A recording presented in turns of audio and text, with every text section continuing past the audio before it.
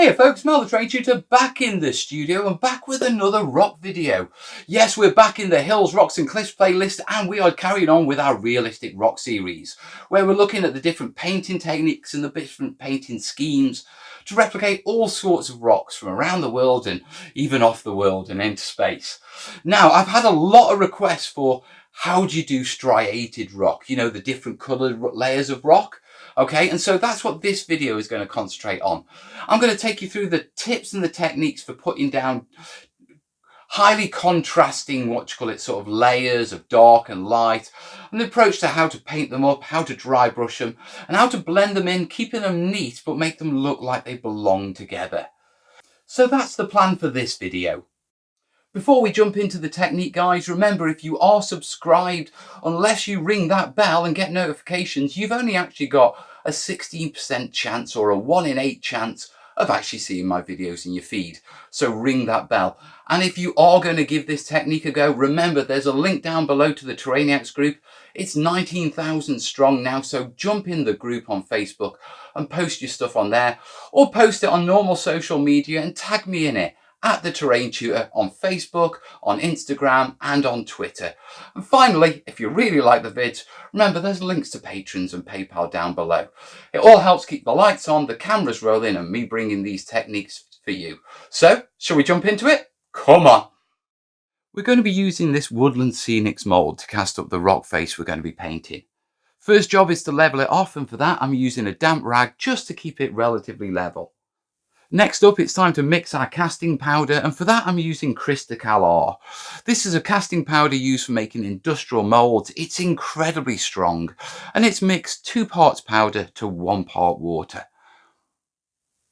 Once it's poured into the moulds and slightly levelled off, I give the table a good bang to loosen out any air bubbles.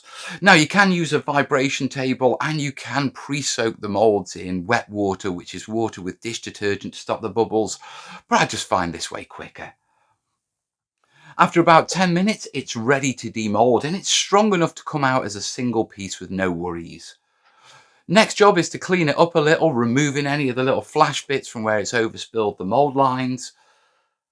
And then finally picking out any air bubbles I didn't manage to bang out of it.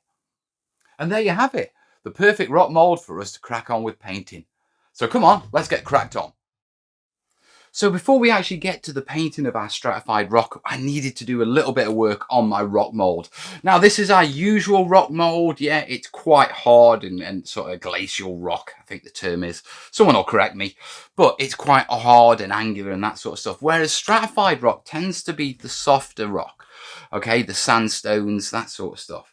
And with it being stratified, it tends to be in layers. So what I've done is I've smoothed this down. Now, the first way I smoothed it down was with a little bit of sandpaper. I just dragged it over all the sharp bits. Yeah. After that, I came in with a wire brush and just really dragged it over just to get some striations on it. Yeah, because it'll look a lot better than that. It also helps with the actual painting.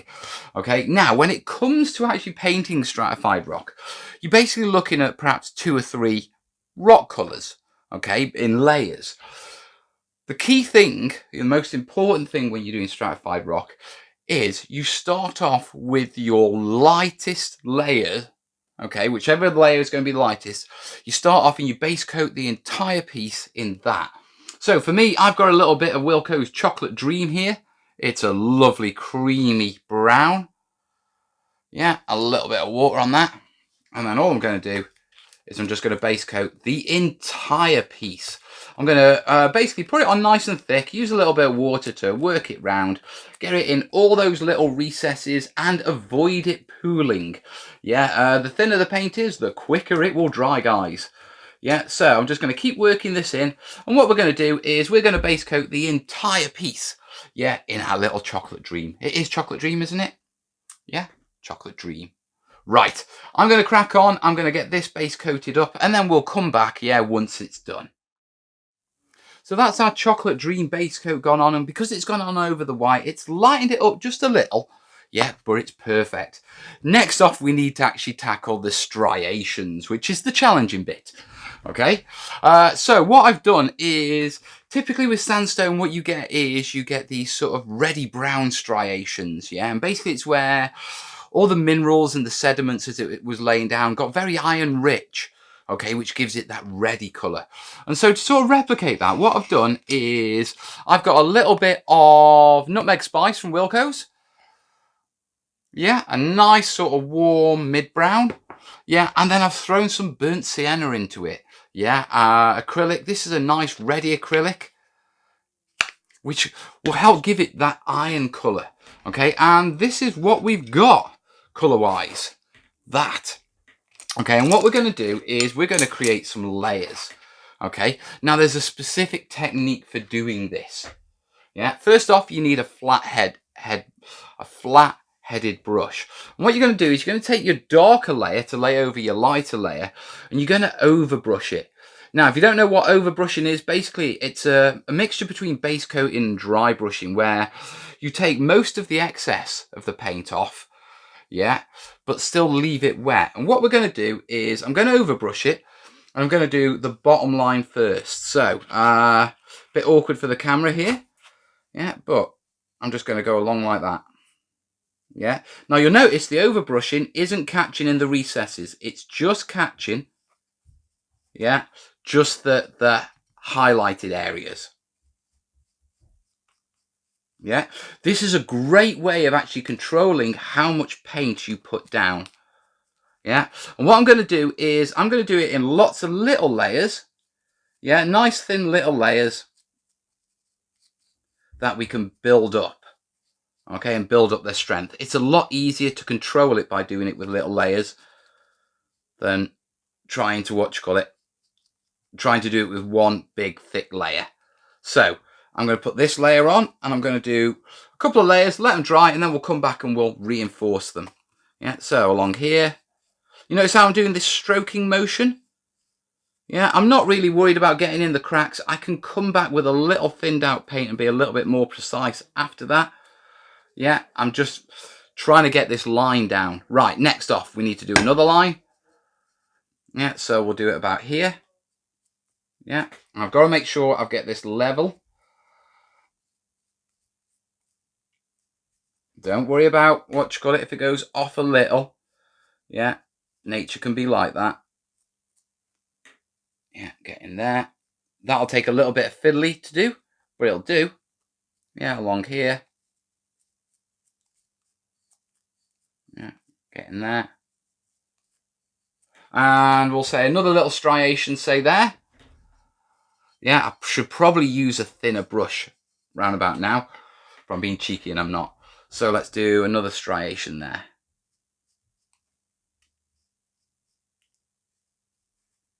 Once again, don't worry about the recesses where you can't get it in. Just concentrate on getting the majority of your line in.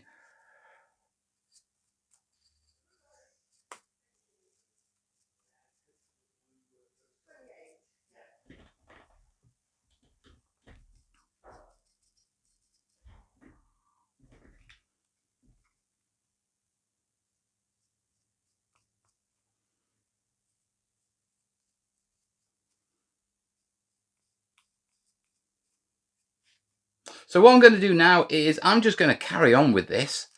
Yeah, get all these lines in, and then we'll come back and we'll reinforce them.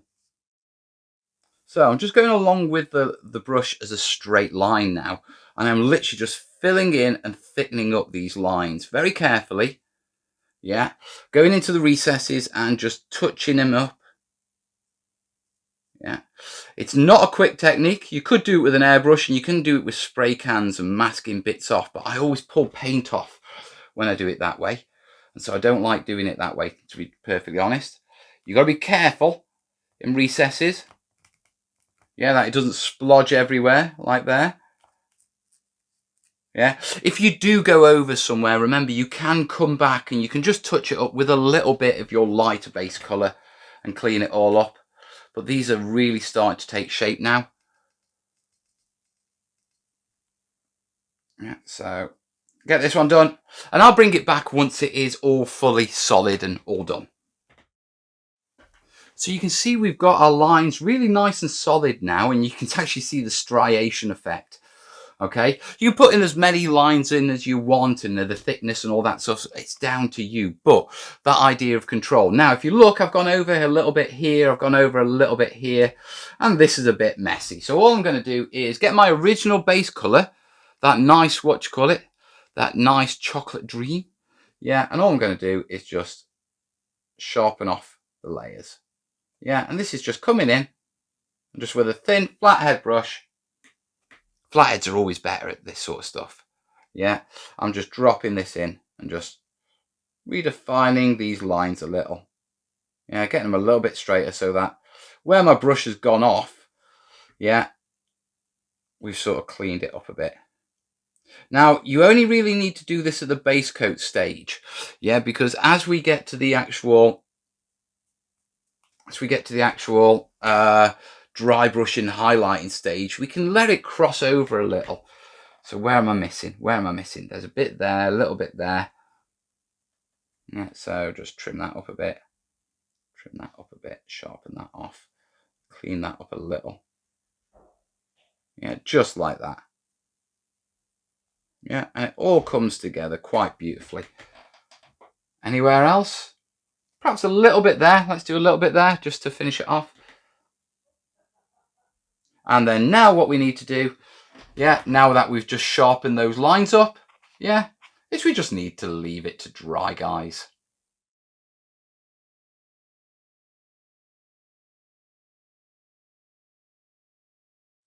So our layers are dry now, and as you can see, it's a lot more solid. I've gone for about a 90% coverage, i.e. there's a few places where the base sort of colour still shows through just a little, basically just to add a little bit of variation. At the minute it's a bit stark, but once we start to texture it and once we start to detail it, that'll all sort of disappear and it'll work. Trust me on this one, guys. Right, now we're on to the dry brushing stage. Now we've got our layers down, and what I've got is I've got a little bit of warm beige here, okay, and I've got a flat-headed stiff bristle brush, a hog's hair brush.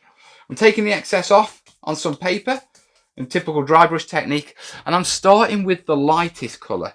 And all I'm going to do is I'm going to come along and I'm going to start dry brushing it. Now, the reason I've started with the lightest colour is exactly the same as the base coating. If I go over as I dry brush this, it's okay, because when I come to dry brush my layers, I'll be dry brushing in a darker colour, okay, and that means that it'll go over any bits that I've covered with the lighter one.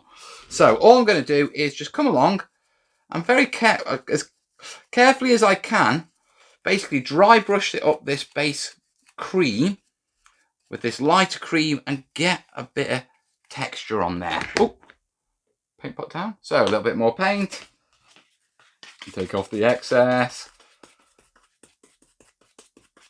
And because it's a new brush, I'm going to start on a new bit because it'll be a bit heavy. So I don't want to go over somewhere I've already done. And then as the fibres sort of, as the paint transfers off and the effect gets a bit finer, yeah, I can sort of go over areas I've already done and sort of reinforce them.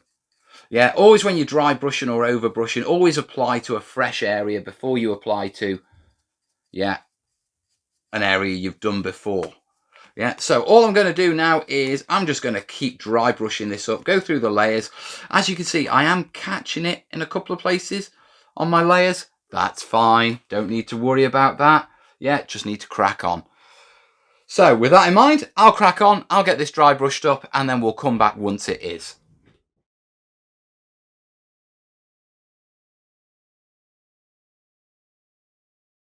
So that's our highlighting all done, okay? Quick go over with our warm beige, yeah, just to get a contrast. Then I mixed a little bit of white into it and just went over it again with a light dry brush just to get a little bit more contrast in there.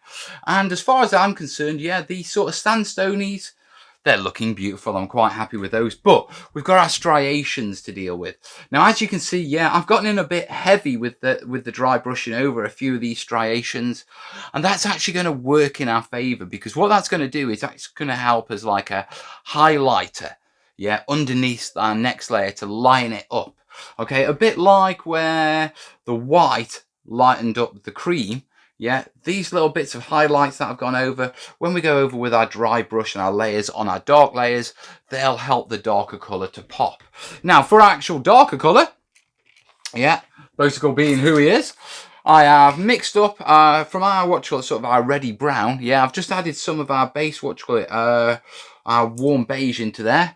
Yeah, just to line it up and to keep the colours sort of on the piece similar. And what's the term for it? Complementary. I think that's the term for it. Right. What we're going to do is tiny little bit of our base. Yeah, we're going to take the excess off. I'm going to start off down here. Yeah, I'm just going to go over. And that's what we're going to do. We're just going to go with a little brush. Yeah, so we've got lots of control. And right now I'm doing more of an overbrush. Yeah, I'm just trying to catch raised areas. I'm using those little spots of white, yeah, as an indicator. Now this isn't coming up and showing that strongly, yeah, because it's still wet and it's only small amounts, but it will. Okay, so all I've got to do is just keep going along here, keep highlighting this up, yeah, and then we'll move on to the next layer. Now take the excess off. So on this layer here, a lot more control on this one. Yeah, so I'm going to go sideways. And all I'm going to do is just lightly brush over it. Yeah, this will help feather the edges, yeah, into the other piece. It'll get rid of those sort of white lines and where I've gone over with the dry brushing. Yeah, and just bring those lines back into solid. So what I'm going to do now is I'm going to carry on with this. Yeah, and just get these lines back solid, and then we'll come back in a little moment and I'll show you how to highlight them up for the final touch. Right, let's get cracked on. So our layers are redefined, and you can sort of see where by brushing along we've sort of faded the edges in. Really nice there. We started to get a bit of contrast. You can see the previous dry brushing that we did for the sandstone sort of coming through in places and highlighting it up, which is exactly what we wanted. Now the final stage is I've got my brown. I've put a little bit more cream into it just to line it up so we can get a bit of a contrast on there. Yeah, and I'm just going to brush it along these bits here, trying to be careful, trying not to go over the edges. Gotta be precise with this one. Doesn't matter because we're dry brushing and over brushing. If you do go over the edges too much, it shouldn't affect it too much. And remember, you can always clean it up, watch it afterwards. You can either put a little bit of wet on it, yeah, and clean it and take it off there and there, or you can come back afterwards, touch up with a bit of our, of our chocolate dream, then a little dry brush just to neaten it up. Yeah, but, yeah, I'm going to go along here. And hopefully you should start to see the details starting to come out of it. Yeah. Do the same along here. Keeping my brush flat edge. Yeah, so I'm keeping it roughly in the middle. I don't have to worry about highlighting up the edges as much, but I want to make sure I get that contrast across the, the center of the strips. Yeah. Now when you're dry brushing and over brushing, yeah, it does require sort of ridges, so you will get flat areas that can struggle to take it. In those cases, come in, a little bit of stippling, break it up a bit.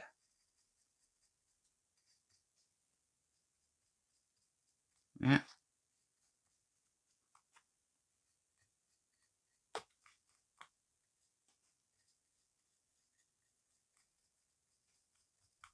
And I think, yeah, although that's starting to get the shades in and everything, we need something a little bit stronger, don't we?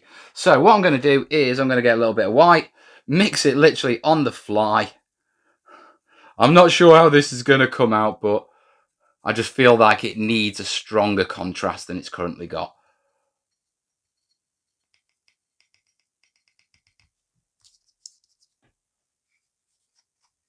Well, that's a stronger contrast.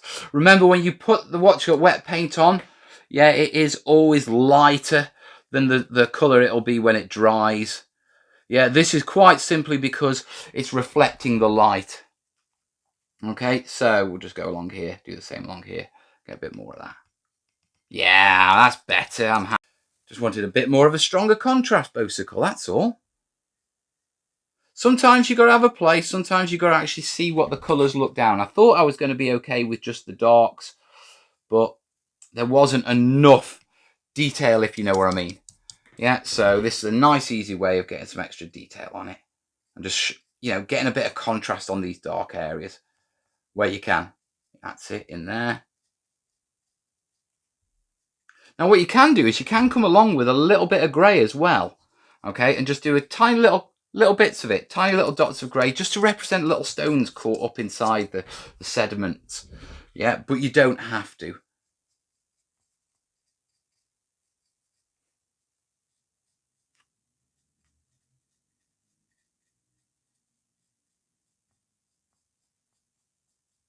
Yeah, I'm liking the look of that.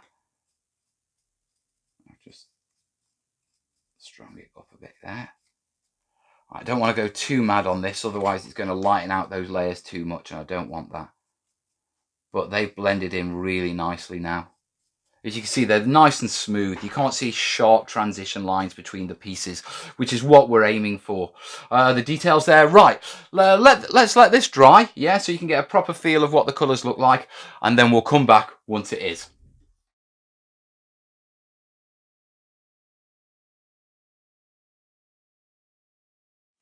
So guys, there we are. That's it all finished. Now, if you take a look at it, it's not bad. I think I missed a little bit there, but hey ho, these sort of things just make it a little bit more beautiful.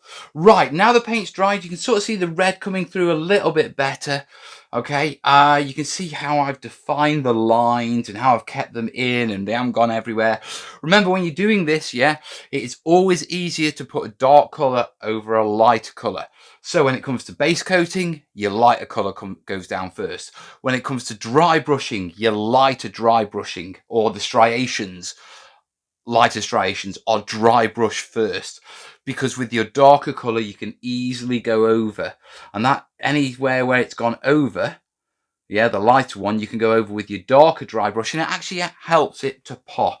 That dry brushing effect also helps to sort of feather these edges and smooth them out a bit from where they're a bit harsh, where we laid them down with our wet paint.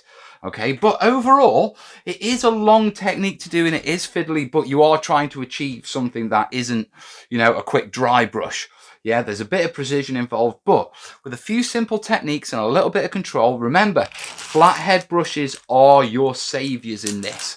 Yeah, not only for just getting nice striations and getting, yeah, your highlighting down, but also for coming along and being really precise and staying inside your thinner striation lines. But that's essentially it.